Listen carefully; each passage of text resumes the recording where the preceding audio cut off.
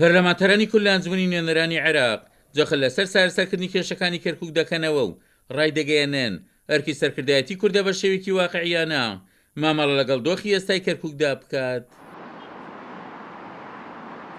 پێویستە بە حقیقت لەسەر سەرکردایەتی سیاسی کورد و لە پێشی هەمووشیان و سەرکردایەتی سیاسی یەشێتی نیشتمانی کوردستان. پێشتر عوزرمان هەبووە لەوەی کە ڕوویدا لە کەرکووک، بەڵام ئێستا عوزر نەماکەوە کەرکووک بە تەواوەتی دۆخەکەی ئارام بکەینەوە. عوزر نییە بۆ هیچ کەس و لایەنێک کەوا کاری جدی بکات بۆ ئەوەی هەوڵێک بدا لەوەی کەوا ئاساییکردنەوەی کەرکووک وەکو جارانی پێشووی لەبێت لە ڕووی سەقامگیری و لە ڕووی ئەمنیەتەوە.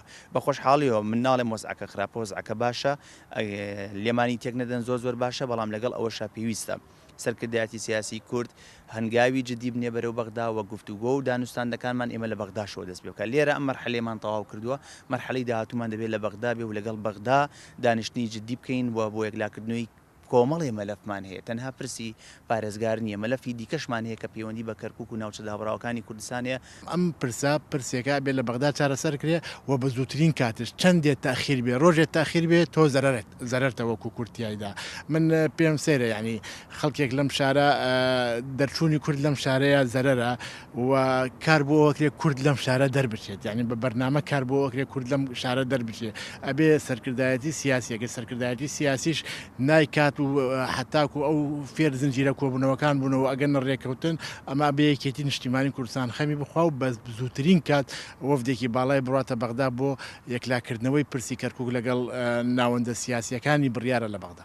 وەفدی هەرێمی کوردستان بە زووترین کات لە هەر لایەنێک بێت یان هەموو لایەنەکان بێت ڕۆژێ زووتر هاتنیان بۆ بەغدا پێم وابێ دەستکەوتێکی زیاتر. ئێمە ئەومان با لەبیر نەچێ ئەوەی کە لە دەستمان چووە با لەوە زیاترمان لە دەست نەچێ، ئەوەشی لە دەستمان چووە بتوانین ئەوەی بە دەستور و بە قانونە بیگەڕێنەوە بۆ ئەوەی بتوانین شتێک بۆ خەڵکی خۆمان بکەین و جەخت لەسەر بژێوی و ژیانی گوزەرانی خەڵک باشترکەین لە موچەی فەرمانبەران، موچەی پێشمەرگە و هەروەها گەڕانەوەی مەتارەکان. لەبەرەوە ئێمازانین نزیکی موازنەی 2010 ئەبێ وجودیان هەبێ و حزوریان هەبێ هەرێمی کوردستان بۆەوەی جارێتر بێبەش نەبن لە موچە موازنەی کە بۆ هەرێمی کوردستانیان بۆ پارێزگاکان کە ئەم ساڵدایان ناوە بە ژۆرەی ژمارەی دانیشتوان بێت.